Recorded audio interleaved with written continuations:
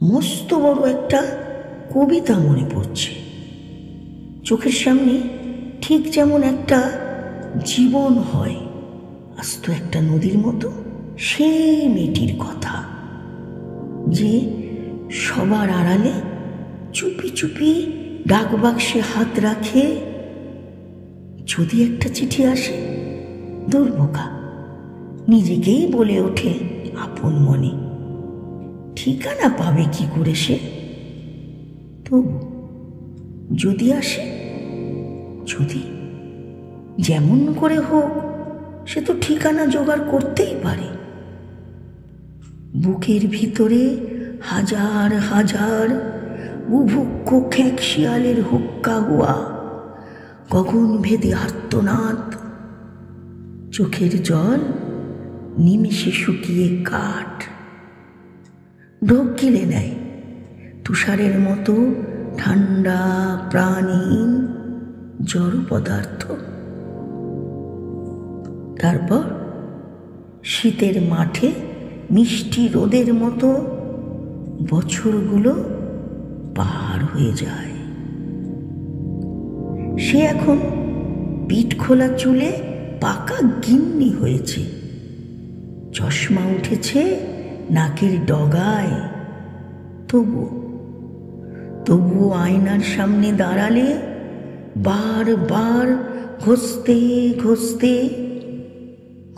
থাকে সেই কিশোরীর চোখ দুটোকে। নেট হয়েছে না ফোনে এখন? কাল হয়েছে, এখন তার 2 বেলা।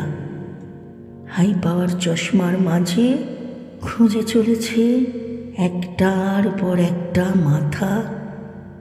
চিনতে পারার আগেই ধরা দেয় মেয়েটির সে। কত কত কথা বলে, লিখে লিখে কথা শুরু হয়। অচেনার ভিড়ে এক আপনজন। দরজা জানলা খোলার সময় জানতো না কখনো বন্ধকারে বলে। দিয়েছে সুযোগ নেট দুনিয়া, ইয়া বড় অস্ত্র। দিয়ে দাও অতি সঙ্গোপনে, মাটি চাপা দাও, শ্বাস বন্ধ করে মেরে দাও। উঠুক ধ্বনি, উঠুক শব্দ, সেই চিরাচরিত।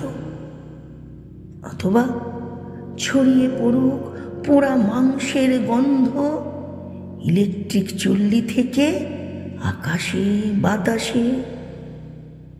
না, হাই পাওয়ার চশমার কাঁচ দিয়ে আর কেউ কখনো খুঁজবে না ছবি, দৃষ্টি প্রখর করবে না মাথায়, জুম করে বুঝতে চাইবে না কে সে। সবুজ আলোটা নিভে গেছে বহু আগেই, সবুজ আলোটা নিভে গেছে বহু আগেই। সাবাস অনলাইন। শুনলেন কবি মালা মুখোপাধ্যায়ের লেখা সেই মেয়েটির কথা, উচ্চারণে আমি ভ্রমণ।